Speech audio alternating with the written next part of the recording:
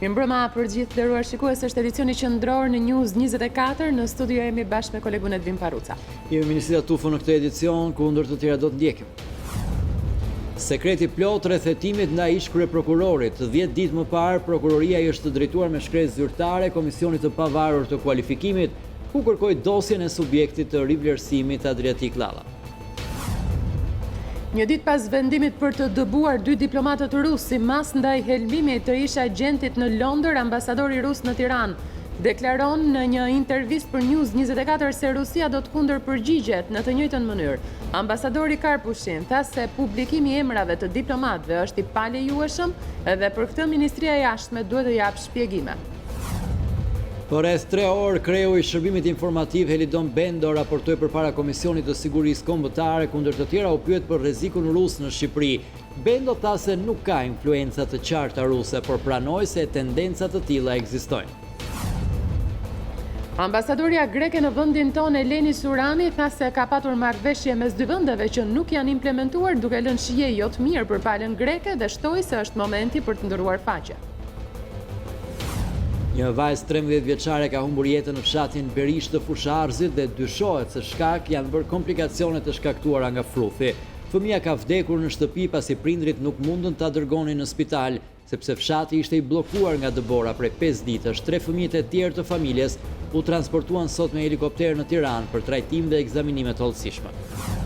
Presidenti i Rusisë Vladimir Putin deklaroi se ngjarja e rënë në Kemerova ndodhi për shkak të neglizhencës kriminale dhe pakujdesisë të madhe. Putin shkoi edhe në qendrën tregtare ku 64 persona humbën jetën për shkak të zjarrit. Humbja me Norvegjinë e ka lënë pa gjumë trajnerin e ekipit kombëtar të futbollit Christian Panucci. Ai tha para mediave se nga humbja e djeshme nxori mësime dhe se do të bëjnë ndryshime të duhura në ekip.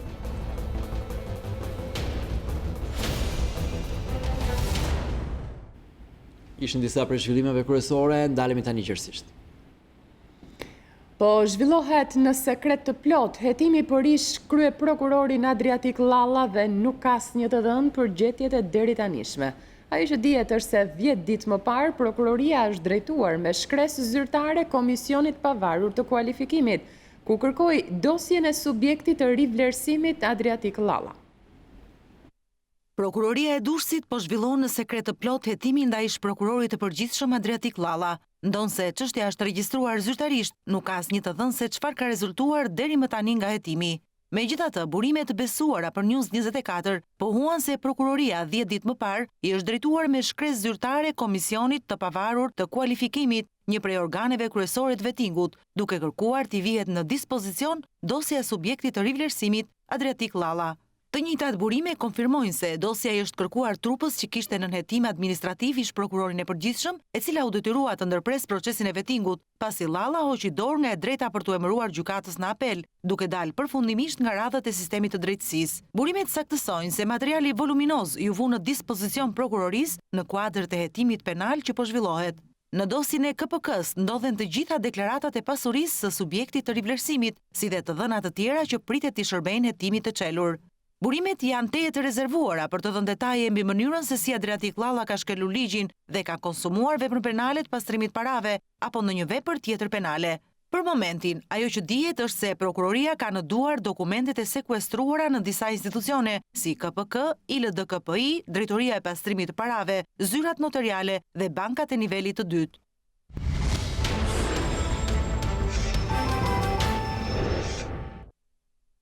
Një ditë pas vendimit për të dëbuar 2 diplomatët rusë si mas ndaj helmimit të ish agentit në Londër, ambasadori rus në Tiranë deklaroi në një intervistë për News24 se Rusia do të kundërpërgjigjet në të njëjtën mënyrë. Ambasadori Karpushin tha se publikimi i emrave të diplomatëve është i palejueshëm dhe për këtë Ministria e Jashtme duhet të japë shpjegime. Вчера, по-моему, в интервью министра иностранных дел Албании господина Бушати. Ministri punëve të jashtme i Shqipërisë Ditmir Bushati theksoi dje në një intervistë që vendimi i NATO-s për dëbimin masiv të diplomatëve rusë është marrë sipas provave paraprake. Me fjalë të tjera, e vërteta e kësaj çështjeje ende nuk është zbuluar dhe na vjen mirë që Ministria e Jashtme e Shqipërisë e pranon këtë gjë. Позиция МИДа в этом плане, они согласны с тем, что эти доказательства предварительны. Ato kundërmasa që do të ndërmerren nga pala ruse nuk mund të cilësohen si kërcënim, do të ndërmerren në bazë të parimit të reciprocitetit. Është një praktikë normale diplomatike dhe përgjigja jonë ndaj dëbimit të diplomatëve tanë do të jetë simetrike. Но я бы хотел подчеркнуть, что действительно этот призыв Европейского Союза и НАТО. Duhet theksuar se mbështetja e dëbimit masiv të diplomatëve rusë nuk ka qenë e detyrueshme për asnjë vend dhe as për Shqipërinë. Për ne mbështetja ose jo e këtij vendimi në radhë të parë është indikator i qasjes objektive dhe gjykimit të shëndosh të një vendi apo të një tjetri, por edhe të sovranitetit real të këtyre vendeve. Siç jeni në dieni, më 20 mars Ministria e Jashtme e Shqipërisë dëshoi një deklaratë në të cilën, pa patur asnjë provë, akuzoi Rusinë për një sulm kimik të zhvilluar kundër Britanisë së Madhe, ndërsa tani pala shqiptare dëbon 2 diplomatët tanë, madje në kundërshtim me praktikën e gjithë pranuar ndërkombëtare. Ministria e Jashtme e Shqipërisë i ka bërë publike emrat e tyre. Një gjë e tillë është e palejueshme dhe na krijon një indinjat të fortë. Shpresojmë të dëgjojmë një shpjegim zyrtar të Ministrisë për Europën dhe Punët e Jashtme lidhur me këtë veprim. Мы видим два таких диаметральных противоположных подхода. Для одних Pra kemi dy qasje diametralisht të kundërta. Një pjesë e vendeve nuk ka nevojë për asnjë provë për ta akuzuar Rusinë, ndërsa një pjesë tjetër mendojnë se është e papranueshme të veprosh pa asnjë provë në dorë. Shqipëria i përket grupit të parë dhe kjo është zgjedhja e saj.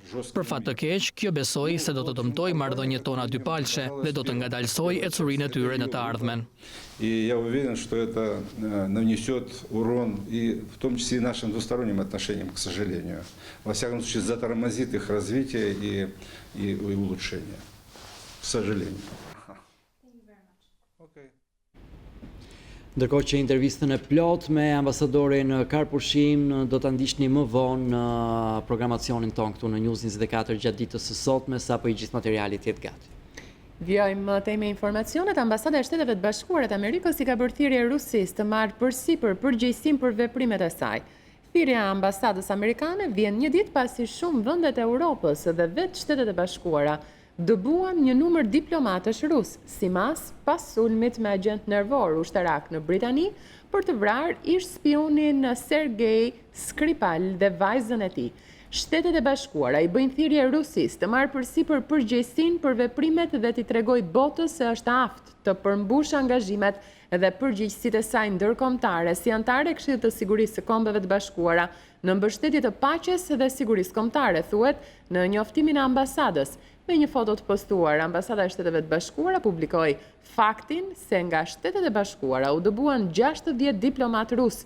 Të njëjtin veprim bën edhe vendet partnere, ku përfshihet edhe Shqipëria, e cila dëboi nga misioni diplomatik në Tiranë 2 diplomat rus. Serbia, Greqia, Qipro dhe Turqia qëndruan larg vendimit të vendeve të tjera europiane dhe të NATO-s për dëbimin e diplomatëve rus për shkak të rastit Skripal. Sipas mediave greke, Greqia nuk ka ndonjë plan për të dëbuar diplomatët rus, por të njëjtin qëndrim ka edhe Qiproja, madje edhe Turqia. Zëvendës presidenti turk Beshir Atalay deklaroi se Turqia nuk do të dëbonte asnjë zyrtar diplomatik rus, ndërkohë që Qipëria gjithashtu e konfirmoi qëndrimin nëpërmjet zëdhënësit të saj të qeverisë. Zëdhënësi tha se qeveria qipriote i miraton vendimet e Bashkimit Evropian, por nuk do të kryejë dëbime diplomatike.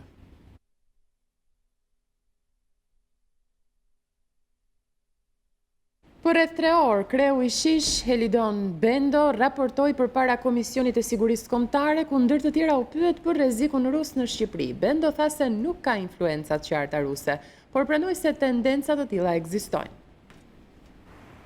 Në Shqipëri nuk ka influenca apo financime ruse në politikë. Është kjo deklarata më e rëndësishme që kreu i komanduar i Shërbimit Informativ Shtetëror, Elidon Bendo, ka bërë para Komisionit të Sigurisë Kombëtare. Gjatë raportimit 3 orësh Bendo mohoi që të ketë influenca ruse në Shqipëri, por ai pranoi se ka tendenca për ndërhyrje nga Rusia, pikërisht në nivele të ulëta të administratës. I ngurtë në përgjigje, kreu i Shish i pyetur mbi një raport sekret për 124 punonjës policie që kanë bashkëpunuar me trafikantët për kultivimin e kanabisit. Ai as nuk e ka mohuar dhe as nuk e ka pohuar. Bendo nuk ka dhënë një përgjigje të drejtë për drejtë edhe lidhur me pyetjen se grupi që trafikoi 613 kg kokainë ka lidhje me politikan të rëndësishëm në vend. Ai është mjaftuar vetëm me fjalët lufta kundër narkotikëve vazhdon. Ditët e fundit në Shqipëri është ndezur një debat i madh Në lidhje me ndërhyrjen ruse në Shqipëri, mazhoranca ka akuzuar Partinë Demokratike se është financuar për një kontratë lobimi nga disa kompani ruse, akuzë e cila nuk është pranuar nga Selia Blu. Çështja e ndikimit rus në vendin ton ka ngjallur interes edhe pas vendimit të qeverisë shqiptare të hënën për të shpallur non grata dy punonjës të ambasadës ruse në Tiranë.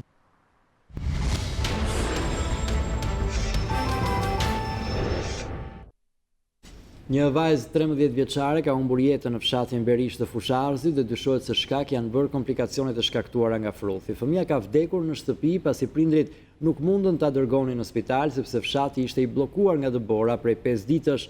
3 fëmijët e tjerë të familjes u transportuan sot me helikopter në Tiranë për trajtim dhe ekzaminime të hollësishme. Një fëmijë 13 vjeçar humbi jetën në fshatin Berish të njësisë administrative i Ballë në bashkinë e Fusharzit. Fëmia mësohet se është e seksit femër, ndërsa mjekët dyshojnë se kanë qenë komplikacionet e fruthit që kanë çuar në vdekjen e saj. Mjeku i zonës së thellë malore, Geg Bejtja, i cili ka shkuar pranë familjes Smajli, bën të ditur se thuajse gjithë familja është prekur nga një gjendje virale, ndërsa 3 prej fëmijëve të tjerë të kësaj familje, një vajzë dhe 2 djem, janë dërguar drejt Tiranës. Besoj gjendje virale që po suspektojmë rasti i vdekur mos është gjendje fruthi. Por fruth, po. Presim analizat e këtyre që kemi nisë për Tiranë. Janë nisë 3 fëmijë të njëjtës familje, 17, 16 dhe 11 vjeçë.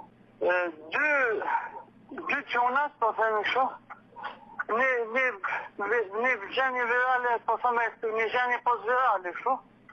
Nërsa vajza duket besoj në shenja fruthit. Ministria e Shëndetësisë, me të njoftuar nga Drejtoria e Shëndetit Publik, ka dërguar me njëherë drejt zonës së thellë malore një helikopter i cili pas disa tentativave ka arritur të ulet në zonë. Situata mbetet e frikshme pasi familja Smajli ka hapur dyert e mortit, ndërsa thuajse është e pamundur vendosja e një gjendje garantine, teksa pritet dalja e analizave që do të saktësojnë shkaqet që quan në vdekjen e 13 vjeçares dhe përkesimin e gjendjes shëndetësore të 3 prej pjesëtarëve të tjerë të familjes në zonën e thellë malore.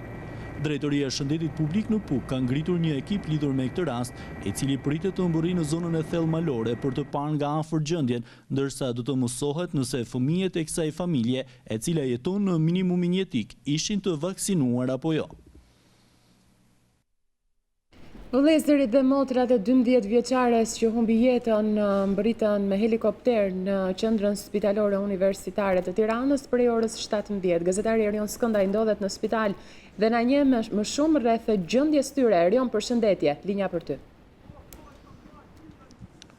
Përshëndetje, ajo që mund të themi është se 3 fëmijët janë të shtruar respektivisht 2 më të rriturit 17 dhe 16 vjeçar në shërbimin infektiv për adult dhe fëmia më i vogël 11 vjeçar pikërisht në shërbimin infektiv pediatrik. Sapo kanë mbritur në spitalin Nën Tereza dhe janë shtruar, këtu kanë zbarkuar ekspert të ISHP-s. Në një komunikim që pata me ta, më thanë se aktualisht do t'i nënshtrohen të 3 fëmijët analizave dhe se shumë herët për të thënë nëse kemi të bëjmë me fruth ose jo. Pra 3 rastet e paraqitura, përpose edhe rasti që i fëmijës, i vajzës që ka ndruar jetë në Fusharës, të 4 raste do t'i nënshtrohen analizës së fruthit. Dhe vetëm pas daljes së kësaj analize mund të kemi edhe një përgjigje konkrete zyrtare. Sipas ISHP, pikërisht në periudhën para egzantemës, pra para shfaqjes së njollave, që është 4 diçi i pjesës ose si më saktë i simptomës së kataralit, pikërisht sëmundja ngjan shumë me gripin dhe ngatrohet me gripin. Dhe vetëm analiza e fruthit e përcakton konkretisht nëse kemi të bëjmë ose jo me fruth. Pra qëndrojmë në këtë situatë. Nuk kemi një përgjigje konkrete, por ajo çka është lajm i mirë sipas pikërisht ekspertëve të ISHP-s, por dhe burime nga spitali Nën Tereza, është fakti që të 3 fëmijët, 17, 16 dhe 11 vjeç, që ndodhen në QSUT, ndodhen në gjendje të mirë shëndetësore dhe se të njëjtat burime thonë që kanë zbritur vetëm me këmbët e tyre nga helikopteri. Pra nuk janë në një situatë emergjence dhe se janë shtruar pikërisht në pavion dhe jo në reanimacionin e këtij spitali. Faleminderit shumë Erion për informacionin që përcolla. Faleminderit juve.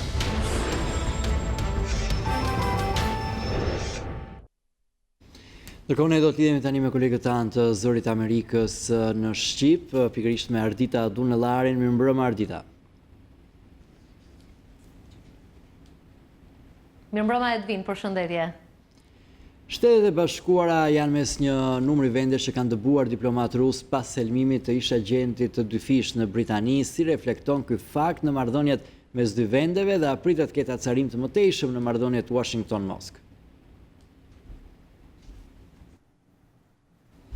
Edvin, ky fakt dëshmon një qëndrim të fortë të administratës Trump ndaj Rusisë lidhur me akuzat se agentët e saj kanë kryer helmimin e Skripalit dhe vajzës së tij në Angli. Pra, me gjithë përshtypjen se presidenti Trump do të mbante një qëndrim të butë kundër Kremlinit dhe se ai ushqen një simpati për presidentin Putin, faktet tregojnë se kjo administratë po merr masa ndëshkuese që godasin ndjeshëm praninë diplomatike ruse këtu në Shtetet e Bashkuara. 60 diplomatë rus janë urdhëruar të largohen deri më datën 2 prill nga ambasada ruse këtu në Washington, si dhe nga një numër konsullatash në të gjithë vendin, ndërkohë që do të mbyllet konsullata ruse në Seattle, në Bregdetin Perëndimor të Shtetit të Bashkuara. Amerika e shoqëroi vendimin me një deklaratë të qartë të Departamentit të Shtetit ku e akuzon Moskën për shkelje të së drejtës ndërkombëtare dhe për shkelje të konventës për armët kimike. Shtëpia e Bardhë thotë se presidenti ishte plotësisht i përfshirë në diskutimet që i paraprin këtij vendimi. Zëdhënësi i shtëpisë Bardhë tha sot se presidenti e mori vendimin pasi ishte konsultuar edhe me një numër udhëheqësish të huaj të vendeve aleate dhe synimi ishte të goditeshin kapacitetet e spionazhit rus. Pra, presidenti Trump dhe administrata e tij janë vënë në një ballafaqim të qartë me Moskën në çështjen e helmimit të agentit Skripal. Pra, pa dyshim që këto masa përbëjnë acarim në marrëdhëniet mes dy vendeve. Këtë e tha edhe vetë ambasadori rus në Washington, i cili shprehimisht djetha se këto dëbime prekin personel në ambasadën ruse që po punonte në fushat të interesit përbashkët mes dy vendeve dhe kjo do të dëmtojë ndjeshëm bashkëpunimin mes Shteteve të Bashkuara dhe Rusisë. Ende nuk e dim si do të reagojë konkretisht Moska dhe çfarë masash do të marrë Kremlini në kundërpërgjigje, por është e sigurt se reagimi i Moskës do të sjellë veçse acarim të mëtejshëm në këtë pikë delikate në marrëdhëniet mes këtyre dy fuqive botërore. Edvin? Flasim për diçka krejt tjetër tani, por njësoj, le të themi, në qendër të vëmendjes në Amerikë, pretendimet që ka bërë aktoria e filmave pornografik Stormy Daniels për marrëdhënie jashtëmartësore me Donald Trump e vënë në pozitë të sikletshme presidentin. Por a ka në këto pretendime baza për akuza apo akte të palishme nga ana e presidentit apo të ndonjë personit lidhur me të? Po nga përgjigjet e vetë aktore Stormy Daniels në intervistën që u transmetua të dielën, nuk del se lidhja e saj me presidentin ka përfshirë ndonjë akt paligjshëm. Në një moment gjatë intervistës ajo pohon se Donald Trump, i cili në atë kohë ishte biznesmen dhe personalitet televiziv në 2006, nuk i pëlqente, nuk e tërhiqte nga ana fizike, por se ai nuk i ishte imponuar, pra ishte një marrëdhënie me mirëkuptim, një marrëdhënie me pëlqimin e dyja palëve. Por Stormy Daniels përmend se vite pas kësaj marrëdhënie në 2006, në fakt në vitin 2011, dikush ishte përpjekur t'i bënte presion që ajo të mos fliste publikisht për këtë lidhje, e kishte në fakt kërcënuar, duke i lënë të kuptonte se mund të eliminohej fizikisht nëse fliste për marrëdhënien që kishte pas me Donald Trumpin. Nëse vërtetohet se ka pasur një kërcënim të tillë dhe nëse vërtetohet se personi që e ka bërë kërcënimin kishte lidhje me presidentin, atëherë do të kishte baza për masa ligjore. Por deri tani Edvin, e vetmja gjë e konfirmuar është se aktoria e filmave pornografik Stormy Daniels është paguar për të ruajtur heshtjen. Ka qenë vërtet në fakt avokati i presidentit, i cili e ka paguar $130,000 aktoren në vitin 2016 në prag të zgjedhjeve presidenciale kur Donald Trumpi do të konkurronte si kandidat i republikanëve. Avokati thotë se e bëri pagesën për të eliminuar një kokçarje të panevojshme për kandidatin presidencial dhe se Donald Trumpi nuk dinte gjë për akuzat dhe nuk dinte gjë as për pagesën. Vetë Donald Trumpi në fakt e ka quajtur këto akuza si shpifje, por duhet thënë Edvin, kjo pagesë në vetvete mund të përbëjë shkelje. Fondet besohet se kanë dalë nga buxheti i Komitetit për fushatën e Donald Trumpit, por nuk janë deklaruar në dokumentacionin që ky komitet i ka dërguar autoritetet federale për shpenzimet e fushatës, pra janë mbajtur të fshehura. Kjo do të përbënte shkelje ligji. Duhet thënë mëtej se hetimet që po zhvillon prokurori special Robert Mueller mbi rolin e Rusisë për të manipuluar zgjedhjet nuk kanë asgjë të përbashkët me këtë aferë me aktorën e filmave pornografik, pra as me hetimet për bashkëpunime të fshehta mes administratës Trump dhe Rusisë. Por kritikët e presidentit shpresojnë se prokurori Mueller do ta hetoj këtë çështje, do të hetoj pra pas skenat e pagesës së aktores, pasi kjo pagesë u bë për të mbyllur akuzat kundër një kandidati presidencial, pra për të shmangur një skandal që mund të kishte ndikuar tek rezultati i zgjedhjeve dhe pikërisht në vija të gjera ky është fokusi i hetimeve të prokurorit Mueller. Ai do të hetoj a ka pasur manipulim të rrethanave, të fakteve, të informacionit në mënyrë që të manipulojë rezultati i zgjedhjeve. Deri tani prokurori Mueller nuk duket i interesuar për aferin Stormy Daniels si pistë hetimesh, por avokati i aktores Stormy Daniels thotë se së shpejti do dalin hollësi të tjera të marrëdhënies së saj me presidentin, pra ky skandal mund vazhdoj të thellohet dhe ndoshta prokurori Mueller mund të jetë më interesuar në të ardhmen. Edvin? Ishim drejt për drejt me Ardita Dunellari nga studiot e Zërit Amerikës. Faleminderit. Faleminderit dhe juve.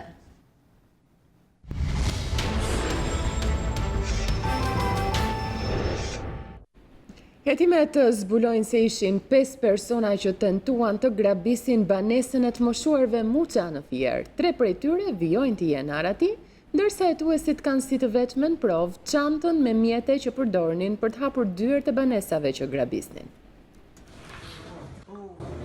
Hetimi për tentativën e grabitjes në Fier zbuloi se ishin 5 persona që tentuan të hynë në shtëpinë e çiftit Muça, por identitetet e 3 prej tyre, të cilët janë në kërkim, ende nuk dihen. Në vendngjarje nuk u gjet asnjë celular që mund të ndihmonte hetuesit në identifikimin e të arratisurve. Dyshohet se celularët e të gjithë antarëve të kësaj bande ishin në foristratën me të cilën u larguan 3 grabitësit. Në pallatin ku jeton familja Muça u gjet vetëm një çantë, në të cilën kishte pajisje që përdoreshin për të hapur bravat e dyerve, si pinca, çelës papagall, kaçavit, lev dhe mjete të tjera. Gjithashtu policia gjeti dhe armët e zjarrit të përdorura nga 2 grabitësit e identifikuar, Sollaku dhe Muça. Burime për News24 bëjnë me dije se hetuesit po sigurojnë numrat e kontaktit që janë telefonuar në orët e fundit nga viktima dhe i plagosuri. Prokuroria po heton mbi të kaluarën e Sollaku dhe Muçës për të zbuluar bashkëpunëtorët e kësaj bande profesionistësh që kryenin vepra penale në qytete të ndryshme të Shqipërisë. I plagosuri Arben Muça, ndaj të cilit u caktua masa arrest në burg, nuk ka pranuar të bashkëpunojë, duke pohuar para hetuesve se ishte i tronditur dhe se nuk mban mend asgjë.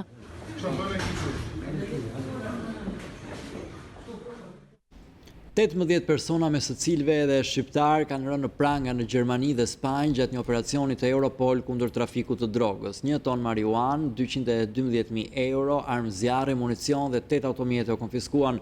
Grupi kriminal trafikonte marijuan nga Spanja në vendet e tjera të Bashkimit Evropian, veçanërisht në Gjermani. Një operacion ndërkombëtar antidroge ka çuar në pranga 18 persona nga disa vende të ndryshme të botës, me së cilëve edhe nga Shqipëria. Sipas Europol, operacioni i përbashkët Karambolas nga Guardia Civile Spanjolle dhe Shërbimi Gjerman i hetimeve doganore ka çuar në pranga 18 vetë, ndërsa për 9 të tjerë ka nisur ndjekja penale. Operacioni mbështetur nga Europol shkatoroi grupin kriminal të përfshirë në trafikun e drogës dhe aktivitetet të tjera të paligjshme në të gjithë BE-n.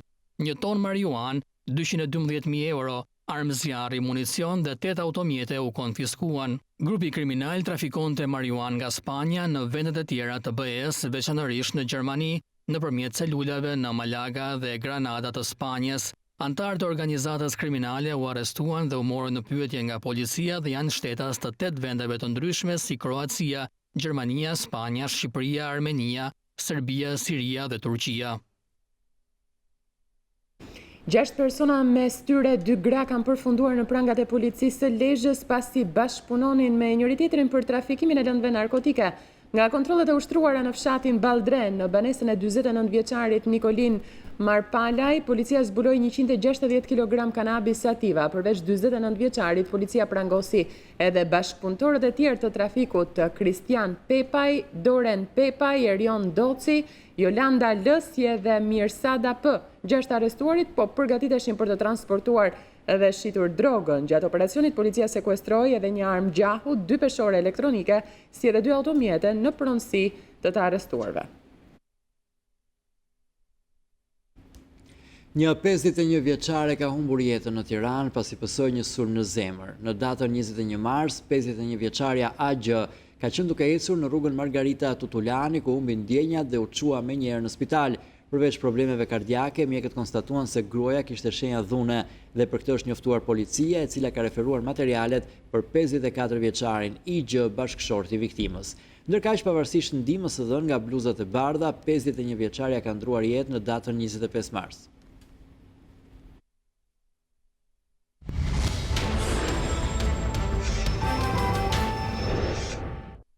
Taksat e 1 prillit kanë shkaktuar debat në Komisionin e Ekonomisë mes Ministrit të Financave Arben Ahmetaj dhe deputetëve të opozitës.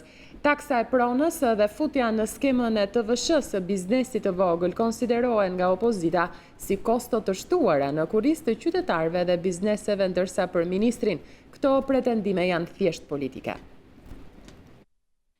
Nga 1 prilli do të nisë aplikimi i 2 taksave të reja për qytetarët dhe bizneset. E para është ajo e pronës, e cila do të mblidhet si fillim nga pushteti vendor, si dhe përfshirja në skemën e TVSH-s të biznesit të vogël. Për të dhënë detaje mbi to, Ministri i Financave Arben Ahmetaj ka raportuar në një seancë dëgjimore në Komisionin e Ekonomisë. Për sa i përket taksës mbi pronën, Ahmetaj deklaroi se ka ardhur momenti që ajo të mblidhet pasi pritet ketë efekte pozitive për financat vendore. Por ajo që nuk shkon sipas opozitës është mënyra e mbledhjes së saj, pasi nuk ka një databazë të plotë mbi banesat. Sipas deputetes demokrate Jorida Tabaku, kjo mund të shtojë më shumë abuzimet. Bashkit nuk janë gati, sepse nuk e kanë të gatshme databazën me sipërfaqet përkatëse për secilin banor, dhe unë gjykoj që do të ketë një shkallë shumë të lartë abuzimi në lëshimin e kësaj fature. Për ministrin fillimi s'është i lehtë, por është i bindur se zbatimi i saj do të funksionojë. Madje Ahmetaj sqaroi edhe se nëse qytetari është faturuar gabimisht, ka mundësinë e korrigjimit. Në qoftë se një tatim pagues është faturuar në mënyrë të gabuar, mund të shkojë dhe mund ta korrigjojë me dokumentat përkatëse, që është gjëja më e thjeshtë nga ana procedurale. Ndërsa futja në skemën e TVSH-s së biznesit të vogël, sipas Ministrit Financave Arben Ahmetaj, nuk është një taks, por thjesht një deklarim. Kosto administrative do të jetë 0, çmimet nuk do lëvizin dhe kush e shet si taksë e re e bën o me qëllim për të disinformuar në qëllime politike o nga padia. Por këto argumenta nuk kanë bindur deputetët demokrat. Nuk do fusi duart në xhepat e askujt, nuk e kuptoj. Kjo taksë e re, kjo ngritja e taksës, ku rritja e taksës, nuk do ta paguaj. Ka rritje takse, ka deklarim. Nuk e paguan askush. Kuptoje. Po pas deklarimit zoti ministër ka pagesë.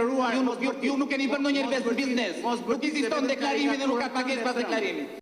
Futja në skemën e TVSH-s të rreth 11.000 bizneseve që nga 1 prilli ka si objektiv sipas qeverisë uljen e informalitetit.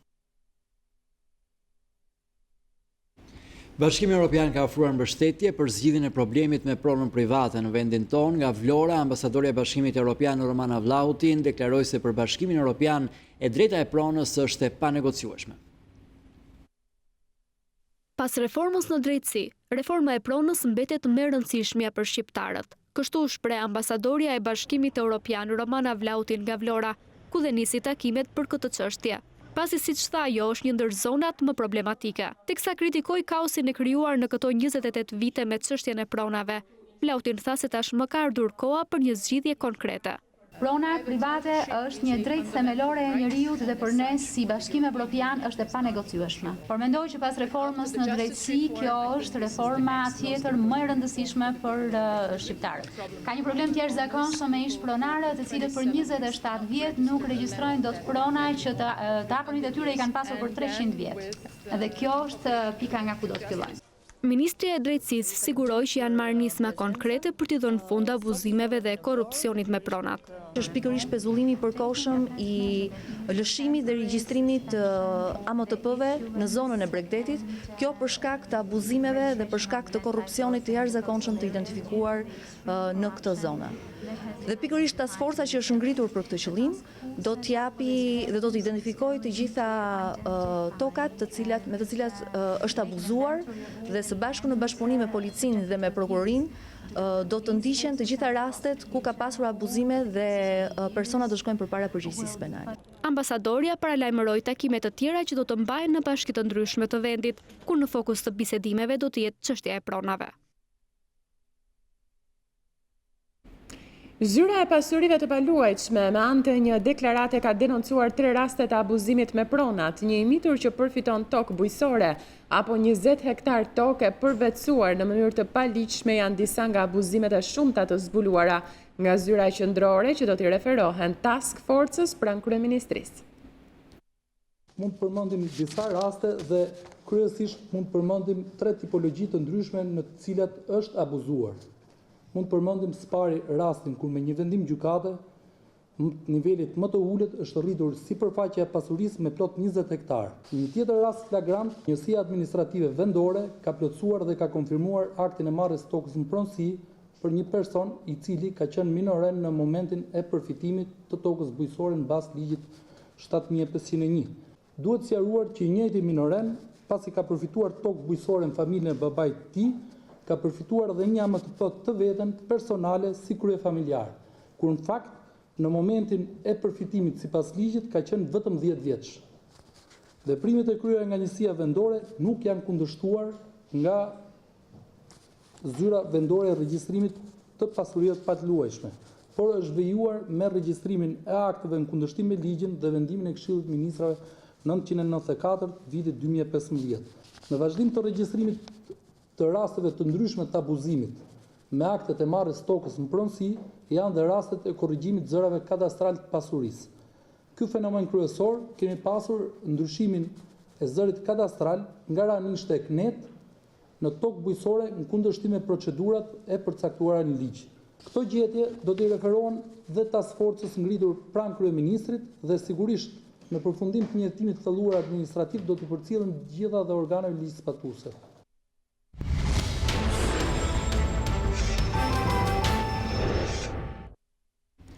Kryetari i Partisë Demokratike deklaron se tarifa për rrugën Durrës-Kukës së bashku me taksën e qarkullimit është një taksim i dyfisht që qeveria po u bën qytetarëve. Gjatë një bashkëbisedimi me student, Basha foli edhe për ndryshimin e sistemit zgjedhor dhe kritikët e tij.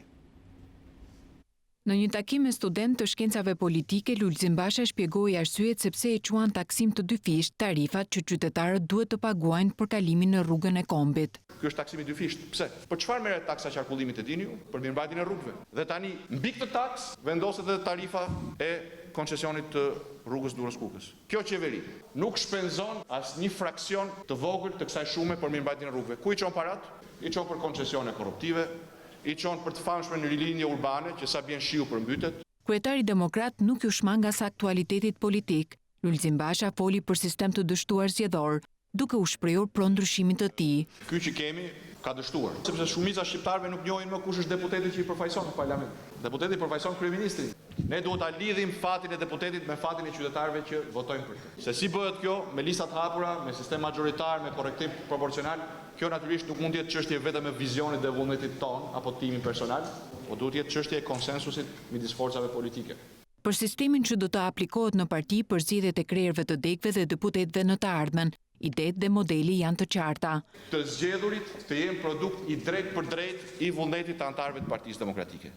Lulzim Basha u pyet nga studentët edhe për kritikët e tij dhe mundësinë e një ribashkimi. Absolutisht janë të mirëpritur.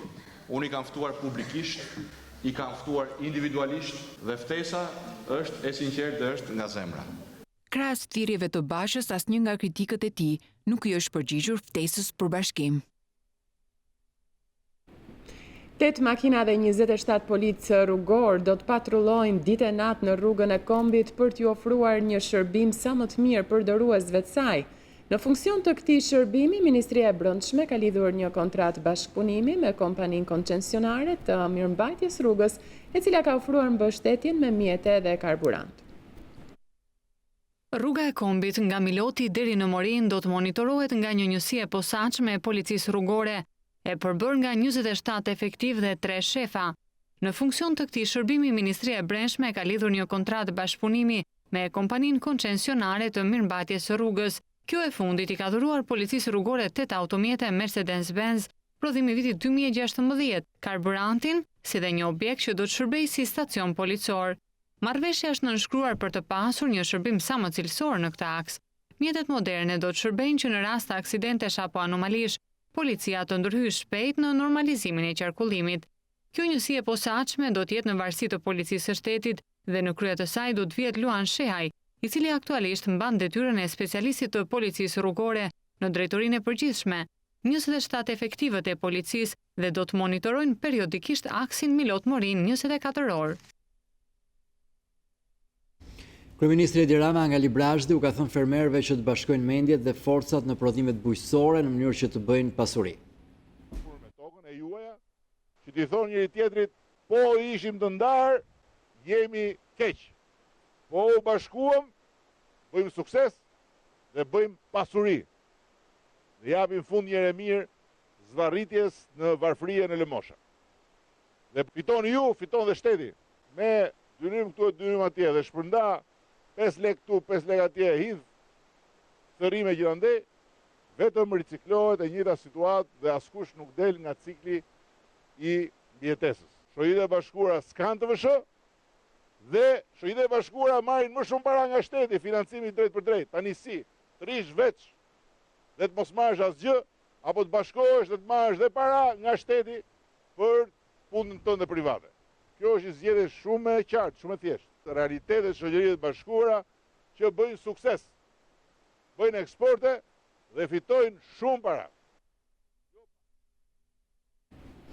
Komisioni Ligjeve vendosi të marrë opinionin e kolegëve të veprimtarive prodhuese për kërkesën e deputetëve të Partisë Demokratike që shqiptarët të pyeten përmes të referendumit nëse duan apo jo që të importohen mbetje në vendin tonë.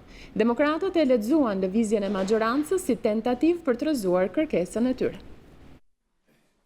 6 muaj pasi qëndroi në sirtarët e kuvendit kërkesa e Partisë Demokratike për zhvillimin e një referendumi për ndalimin e importit të mbetjeve, u mor në shqyrtim nga Komisioni i Ligjeve. Demokratët kërkojnë që qytetarëve t'u merret mendim për çështjet që prekin shëndetin e tyre. A duhet të lejohet importi i mbetjeve në territorin e Shqipërisë? Po, jo. Duhet që votuesit shqiptar të jenë ata që ta shprehin qëndrimin e tyre.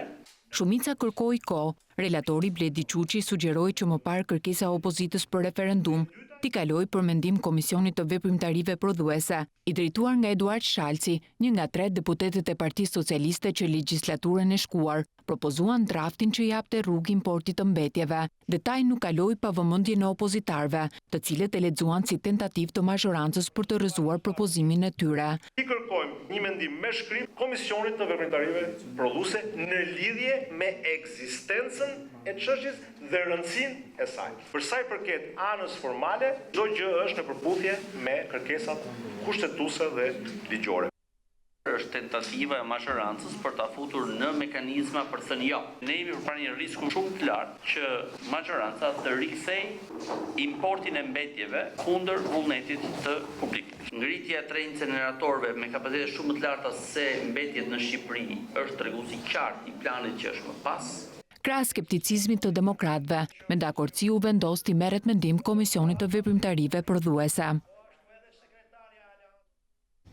Reforma në administratën publike që nga opozita shihet me skepticizëm për qeverinë është i plotësuar. Debate për largimet nga administrata janë zhvendosur në Komisionin e Integrimit me zëvendës kryeministres Senida Mesi dhe ish-ministres së Integrimit Klajda Gjosha.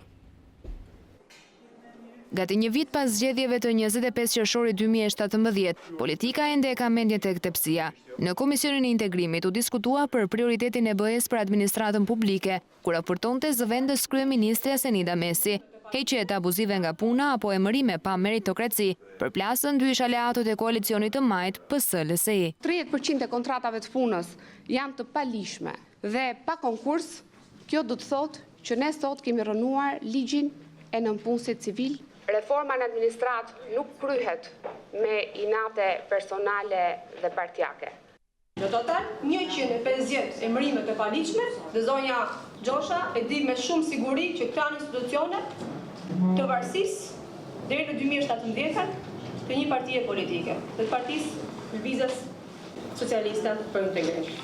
Që zëvendës kryeministra ka rënë në grafën e tepsisë. Mbi 70% e administratës publike ka qenë e juaja në atë kohë dhe duhet jeni të kujdesshëm kur drejtoheni me shifra të tilla. Pa mikrofon, debati nuk është kursyer edhe me Zgrida Dumës dhe Sadria Bazit, duke kaluar deri në kërcënime verbale. Gjithçka ndodhi pas ndërhyrjes së të dyve pa mikrofon, teksa fliste nënkryetari i komisionit Bledi Çuçi.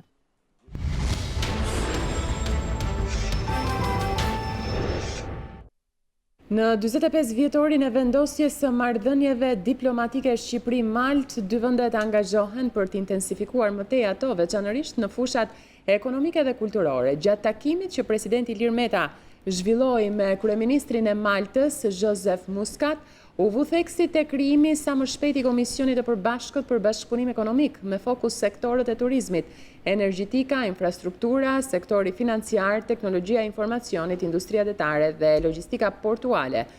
Presidenti Meta ftoi kompanitë të malteze të eksplorojnë potencialet investuese të Shqipërisë, e cila mund të shërbejë edhe si një port hyrëse për zgjerimin e biznesit tyre në rajonin e Ballkanit. Gjithashtu presidenti Meta dhe kryeministri Muscat ndanë të njëjtin qëndrim që Shqipëria dhe Malta kanë potencial bashkëpunimi edhe në projektet përbashkëta në kuadër të programit transnacional të Bashkimit Evropian Mediterranean 2014-2020.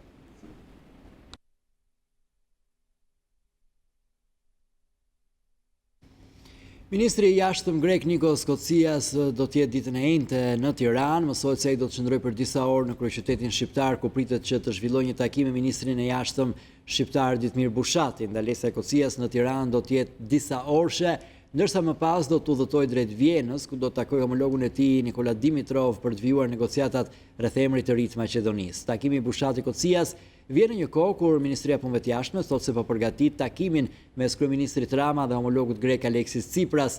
Nga Rama ishte njoftuar se Tsipras do të ishte në Shqipëri për Pashkë, kur edhe do të zhvillojë takimi mes tyre, por aktualisht nuk konfirmohet se vizita e tij do të kryhet në këtë datë. Burimet zyrtare nuk saktësojnë kohën, por thonë se po punohet për përgatitjen e takimit.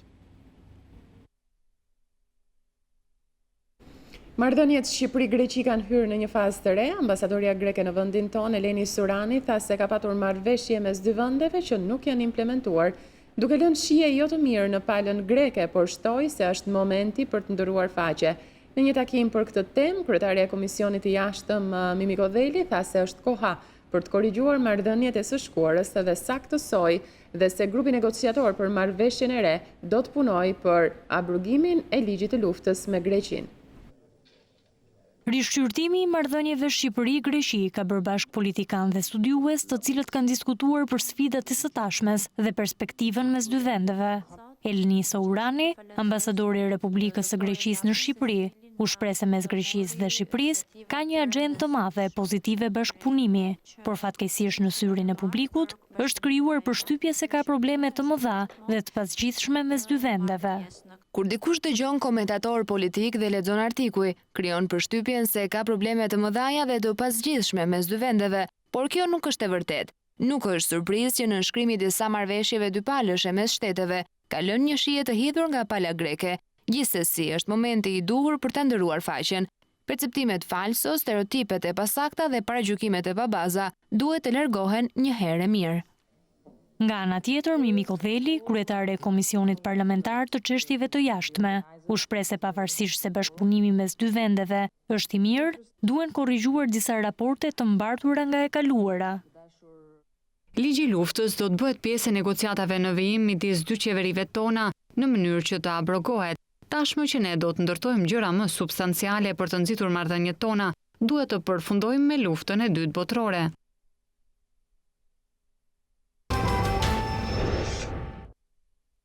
Prej 3 muajsh në shërbimin onkologjik në QSUT mungon Avastin, ilaçi kryesor që kuron kancerin e vezoreve. Denoncimi u bën në News24 nga një paciente 61 vjeçare e cila thotë se në mungesë të kurës në spitalin shtetëror ka marrë borxhe për ta bërë kimioterapi në privat. Ndërkohë burime nga drejtoria e QSUT-s pohojnë se medikamenti ka nisur të shpërndahet të hënën për pacientët në listë pritje, por pa specifikuar nëse është ose jo i mjaftueshëm për të gjithë të sëmurët me kancer që e kanë të domosdoshëm Avastinin.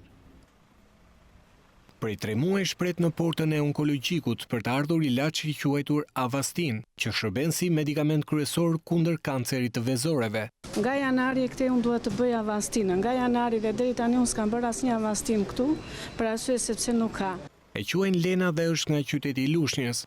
61 vjeçaria tregon se është diagnostikuar me kancer të vezoreve para disa muajsh, madje është nënshtruar disa operacioneve në shtetin italian për heqjen e tumorit malign. Kosto që thotë se u mbuluan të gjitha nga spitali. Kam bërë 3 ndërhyrje në Itali dhe kimioterapi. Unë këto nuk i pagova të gjitha vetë, më pagoi spitali italian, plus më pagoi djali dhe familja. Por me rikthimin e saj në Shqipëri, ku dhe do të duhej t'i nënshtrohej kurës së kimios, gruaja mëson se spitali Nën Tereza nuk e disponon ilaçin Avastin dhe se i thonë se duhet të presë në shtëpi derisa nga shërbimi onkologjik t'i komunikohet furnizimi me këtë bar tepër të kushtueshëm. Kam ardhur këtu disa herë kam pyetur, nuk ka Avastin. Por nga QSUT nuk është kujtuar kush, thot ish infermierja dal në pension, ndaj dhe ish drejtuar me një mesazh ministres së shëndetësisë. Ministri më ka kthyer përgjigje dhe më tha që do të marri vetë spitali. Nga janari deri në mars jo që spitali s'më ka marrë, pa asnjë thirrje nuk më është bërë. Përballë sëmundjes që avancon në mungesë të kurës, gruaja thotë se kërkoi borxh tek të afërm për të mundsuar 2 seanca kimio në Itali për muajt janar dhe shkurt. 2 avansinat nga janari në shkurti që nuk i bëra këtu i kam bërë në Itali me lek. Kaq, domethënë isha mundësia ime që unë t'i bëja këto me para. Tani pres përgjigje nga Ministri e Shëndetësisë. Marsi sërish të gjen në hyrjet onkologjikut me shpresën se këtë herë medikamenti është siguruar edhe për të, por kupton se për disa ka e për disa jo. Kam marrë informacion, kam bërë disa, por nuk e di si është, nuk shkon puna. E rënuar nga borxhet e shëndetit, kushteti i saj ka kontribuar thuajse zero. 61 vjeçaria pensioniste i drejtohet me një lutje të dytë ministres së shëndetësisë, me shpresë se këtë herë lutja e saj do të ketë më shumë efekt se mesazhet pa përgjigje. Ne nuk mund t'i bëjmë dot në spitalet private sepse nuk kemi lekë, do merrem pension, duhet t'i bëjmë një thirrje ministres që të interesojë dhe të hapin informacion që ne të bëjmë Avastinën dhe besoj se me thirrjen time ajo do të përgjigjet pozitivisht. Të kontaktuar nga News24, burime nga drejtoria e spitalit pohojnë çuditërisht se në të njëjtën ditë që është realizuar kjo intervistë, pikërisht ditën e hënë, shërbimi onkologjik është furnizuar me medikamentin Avastin, por të njëjtat burime nuk specifikojnë se prej sa kohësh vijon mungesa e medikamentit dhe a mjafton furnizimi me këtë medikament për të gjithë smurët me kancer që trajtohen me Avastin.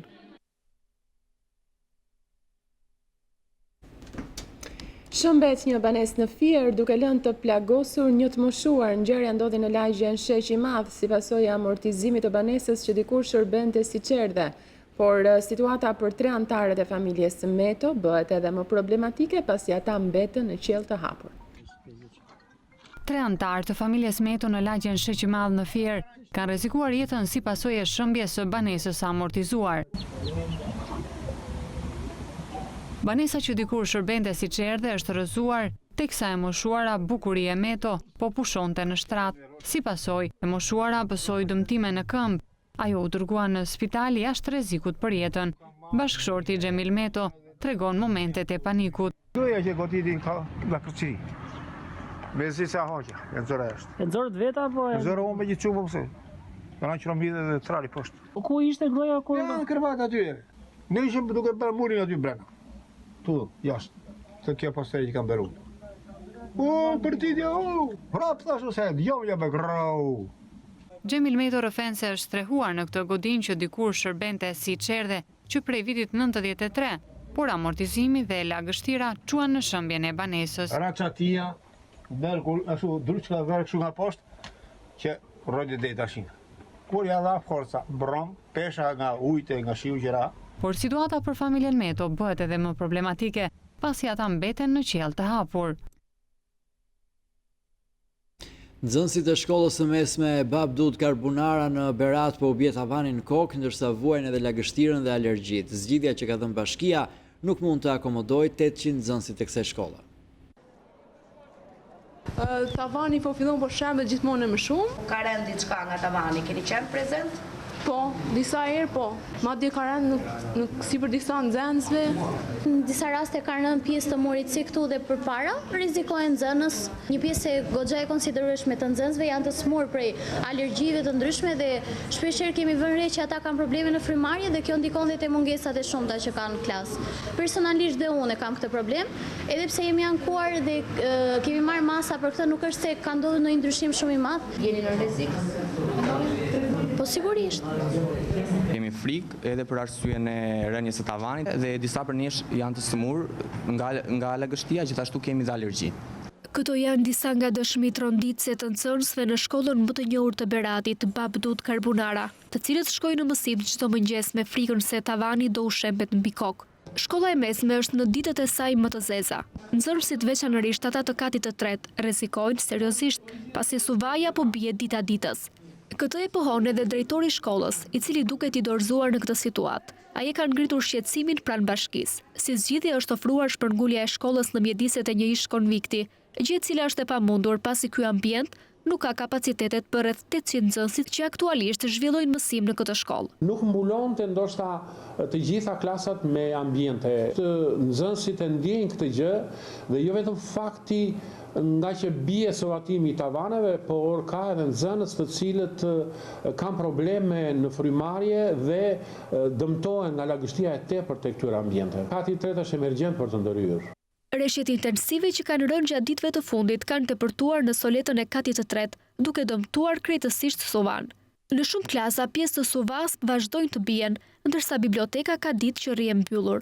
Lagështira dhe rrëshqitjet kanë shkatruar totalisht edhe palestrën e kësaj shkolla. Në vitin 2004, shkollës ju bë rikonstruksioni i fundit, ndërsa zgjidhja e vetme është mësimi me turne për të hequr nxënësit e klasave në katin e tretë të shkollës. Me një numër të madh nxënësish, kjo shkollë është një nga më të kërkuara në të gjithë qarkun, për shkak të vlerave të mbartura ndër vite. Shkolla ka nevojë sot për ndërtim dhe konceptim të ri, ndërsa bashkia ka hartuar një projekt për rikonstruksionin e pjesëshëm të saj.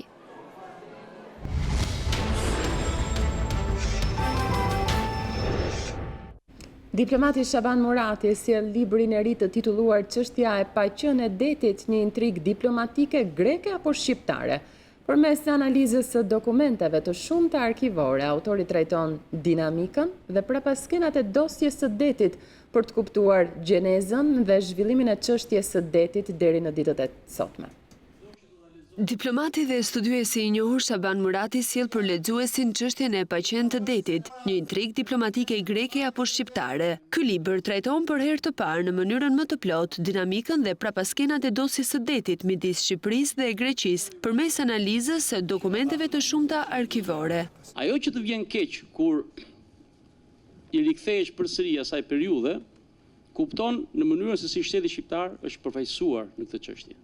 Dhe sinqerisht ndje keqardhje për inferioritetin e autoriteteve shqiptare. Libri i ambasador Muratit dëshmon disa gjëra që në fakt edhe unë aty ndihesha mirë për të kuptuar drejtsinë e vendimmarrjes. Ambasador Murati ka meritën që e sjell tematikën e librit në këndvështrimin e vet specifik, si studius i spikatër i politikave dhe marrëdhënieve ndërkombëtare, si diplomat me përvojë të gjatë dhe të suksesshme. Ai veçëtirash ka privilegjin që të ketë qenë shumë pranë atyre që u morën me këtë çështje dhe të punonte me një lëndë të parë të freskët dhe autentike, të vjel në arkivin e Ministrisë Punëve të Jashtme dhe në arkivat tjera. Autori e zbërthen çështjen e detit si një çështje të krijuar artificialisht nga paaftësia e diplomacisë shqiptare të kohës së nënshkrimit të marrëveshjes së detit dhe nga aftësia e diplomacisë greke për ta bërë çështjen e detit një problem qendror të marrëdhënieve dypalshe, edhe pas anulimit të marrëveshjes së vitit 2009 nga Gjykata Kushtetuese e Shqipërisë. Natyrisht, unë jam i detyruar si autor i librit të jap një seri falënderimesh, siç është dhe tradita. Por që kur i kam premtuar para 4 vjetësh që unë librin për detin do ta dedikoj ty, ai vazhdimisht më thonte gjysh kur do dalë libri im. Kështu që vërtet ka qenë një nxitje për mua. Çështja e paqen e detit është realizuar me një stil të kuptueshëm, të këndshëm dhe të komunikueshëm për lexuesit e të gjithë kategorive, që nga akademikët e deri te lexuesit e thjeshtë. Ishte ky edicioni informativ në News 24.